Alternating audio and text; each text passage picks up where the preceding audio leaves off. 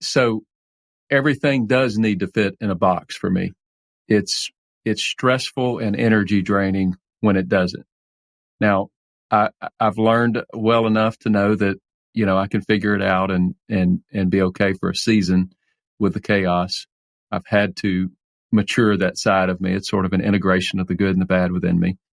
But what's some what's some ways that I can overcome the fact that I've got to have everything in a box? Well, I don't think you need to overcome it. I think you need to have the understanding that there is a season of time that it's going to be chaotic, and I can't kill my family. I can't kill my health. I can't kill my sleep. I'm going to have to function. And so you're going to have to sleep well. You're going to have to exercise. You're going to have time with your family. You have to time with the walk with God. And you can't get aggravated at everybody around you and mad because everything is not in its place. You have to have a goal that I'm going to move it here, but it's going to take me time. It may take me 6 months, but I'll get it there. I know where I'm headed, but I can't get frustrated right now because this is just part of my journey. Yeah. So, what happens when we're to a person. You live with a person that likes things in a box. Yeah. So what happens when chaos comes and it's not in a box. The emotion can become overwhelming.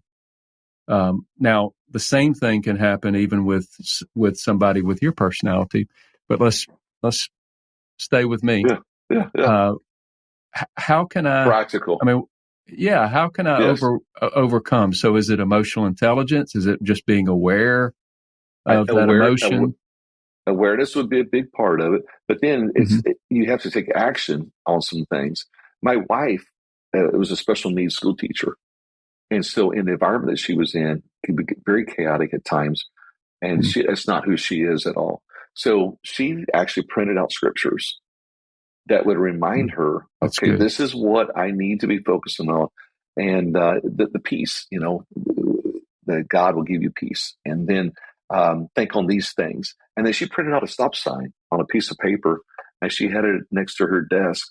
And when she felt that pressure, she'd reach over and she'd put her hand on that button. I say stop sign, but it had the button stop, and she'd put her hand on that piece of paper and push on it. Yeah. And then she'd look at the scriptures and she'd remind herself. And then another thing, very important. So that she brought her structure into the midst of the chaos. Yeah. Yeah. And then another thing too, no, you're fine. Another thing she was really big on too was taking a walk, and every day she would take that walk. She had to like feed that area away from people. I have to get away from people. We had a patio. Yeah. She got a crazy bird feeder, not a bird feeder. She had bird feeders. She got a picnic table that would hold a piece of corn in the middle of it, and fed the squirrels. And so they'd come sit down at the picnic table, this little picnic table made for them, and pick the corn and eat the corn. And that became like this major stress relief in the midst of chaos.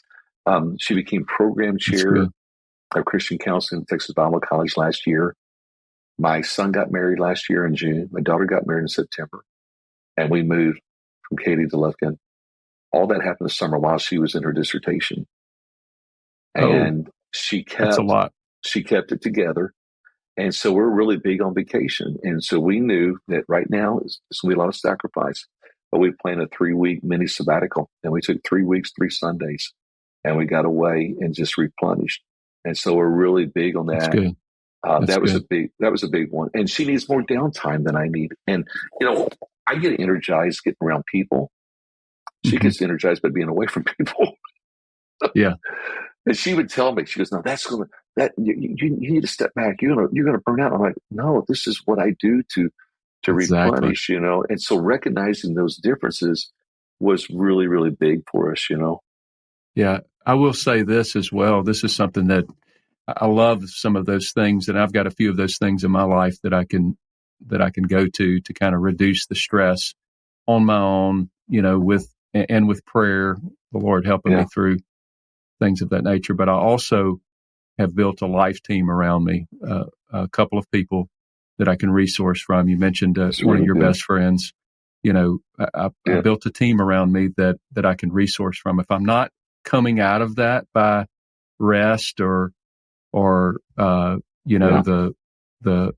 the squirrels with the picnic table or the walk or the stop sign, if I'm not coming out with those things, then I've got to find help from someone. And